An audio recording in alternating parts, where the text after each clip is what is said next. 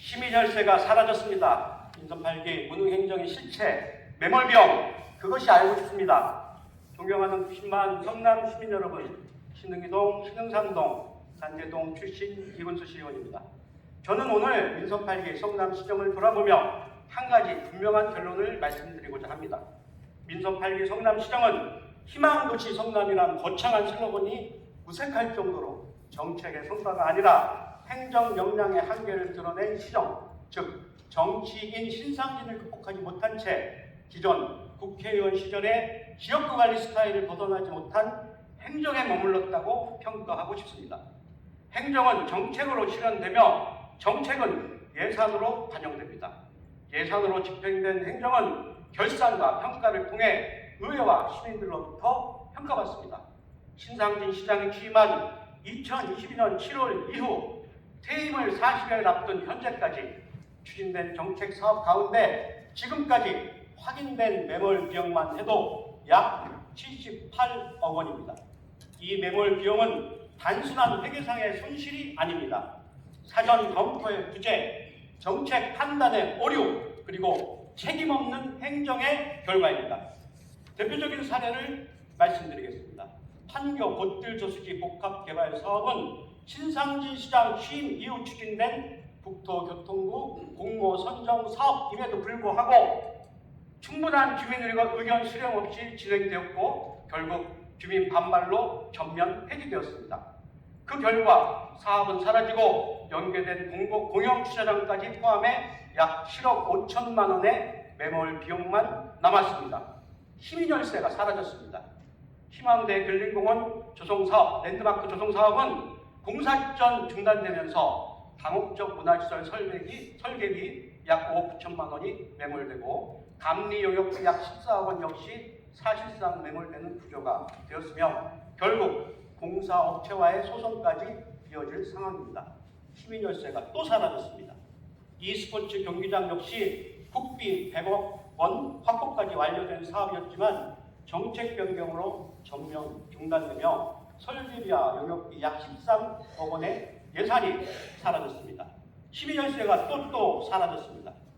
메타버스 플랫폼 사업 또한 실효성 부족을 이유로 폐기되며 연구 용역비 2억 원의 예산이 매몰되었습니다.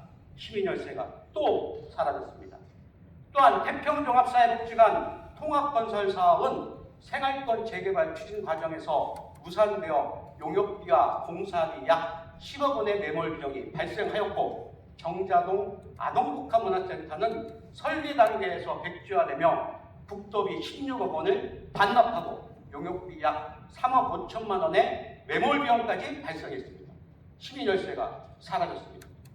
체육시설 사업 또한 다르지 않습니다. 파크골프장, 양지공원 리틀야구장 모두 중복 추진과 주민 갈등으로 인해 사업이 취소되어 약 1억 5천만 원의 예산이 낭비되었습니다. 시민열세가 사라졌습니다. 주차장 사업 역시 마찬가지입니다. 설계와 용역까지 진행된 이후 여건 변화와 주민 반대 등의 이유로 취소되며 약 10억 원의 비용이 매몰되었습니다. 시민열세가 또 사라졌습니다. 이러한 사례들을 종합해 보면 분명합니다. 충분한 검토 없이 시작하고 갈등이 발생하면 중단하며 그 책임은 누구도 지지 않는 행정입니다. 그리고 그 정점에 있는 사례가 바로 분당구 보건소 이전 사업입니다. 이 사업은 당초 민간 협약을 통해 재정 투입 없이 추진 가능한 구조였습니다. 그러나 민선 8기 들어 전면 백지화되었고 결국 약 580억 원의 시민열세가 투입되는 사업으로 변경되었습니다. 이미 투입된 비용만 해도 타당성 조사, 설계비, 임시청사, 이전비 등 약 10억 원이 매몰 비용으로 남았습니다. 신상진 시장님, 재정 투입 없이 가능했던 사업을 없애고 막대한 재정이 필요한 사업으로 전환한 것, 이것을 과연 합리적인 정책 판단이라고 할 수 있습니까? 결론은 분명합니다. 정치하는 신상진 성남시정은 계획보다 속도가 앞섰고 검토보다 결정이 앞섰으며 책임보다 회피가 앞선 행정이었습니다. 시민의 세금은 시행착오를 위한 비용이 아닙니다. 같은 방식의 실패가 반복된다면 그것은 더 이상 실수가 아니라 행정의 무능입니다. 시장님, 시민은 보도자료로 평가하지 않습니다. 불법 행정 현수막으로 평가되지도 않습니다.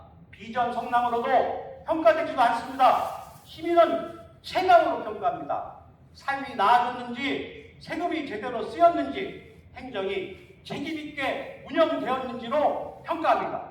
이제까지 본 의원이 현재까지 확인한 자료만으로도 약 78억 원의 뇌물비용이 발생했습니다. 그러나 이게 끝이 아닙니다. 지금도 추가 자료를 계속 확인하고 있으며 이보다 더 큰 규모의 문제도 충분히 드러날 수 있습니다. 마지막으로 말씀드립니다. 시민의 세금은 시장의 것이 아닙니다. 정책은 시작보다 결과가 중요합니다. 그리고 그 결과에 대한 책임은 반드시 기록되고 반드시 평가받게 될 것입니다. 그 평가는 바로 다가오는 6월 3일이 될 것입니다. 경청해 주셔서 감사합니다.